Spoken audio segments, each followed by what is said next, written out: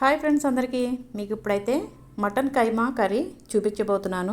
Friends, చాలా ఈజీగా అయిపోతుంది, చాలా తొందరగా అయిపోతుంది క్షణాల్లో. దీనికి ఒక 3 స్పూన్లు అయితే నేను ఆయిల్ వేసాను. కొంచెం పసుపు సాల్ట్ కూడా వేసాను.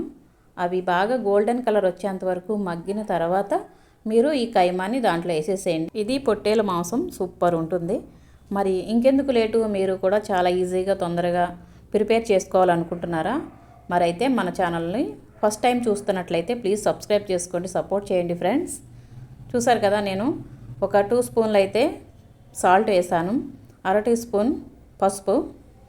బాగా మీరు మొత్తం కలిసేంత వరకు కలపండి. తర్వాత వచ్చేసి చూడండి ఫ్రెండ్స్, ఒక 10-15 నిమిషాల వరకు అలా మగ్గనివ్వండి. తర్వాత ప్రాసెస్ వచ్చేసి మీరు కొద్దిగా అల్లం వెల్లుల్లి పేస్ట్ వేయండి.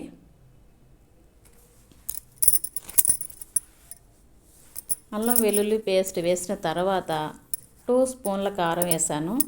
అది మీకు టేస్ట్ తగ్గట్టు, కొంచెం హాట్గా తినాలి అనుకుంటే 3 స్పూన్ల వరకు వేసేసుకోండి, ఏం కాదు, బాగుంటుంది, సూపర్ స్పైసీగా ఉంటుంది. చివరిలో అయితే కొద్దిగా కొత్తిమీర జల్లండి, చాలా బాగుంటుంది టేస్ట్. అది గార్నిష్ కోసం కరివేపాకు, కొత్తిమీర, దాని టేస్ట్ చాలా బాగుంటుంది చూడటానికి. అంతే ఫ్రెండ్స్, చాలా ఈజీగా మనకైతే మటన్ కైమా రెడీ అయిపోయింది. ఇంకెందుకు మరి, వేడివేడి బువ్వలో వేసుకొని హాయిగా ప్రశాంతంగా తినేసేయండి. పిల్లలకి సూపర్ నచ్చుద్ది, మీ ఇంటి శ్రీవారికి కూడా చాలా చక్కగా నచ్చుద్ది. Please subscribe my friends.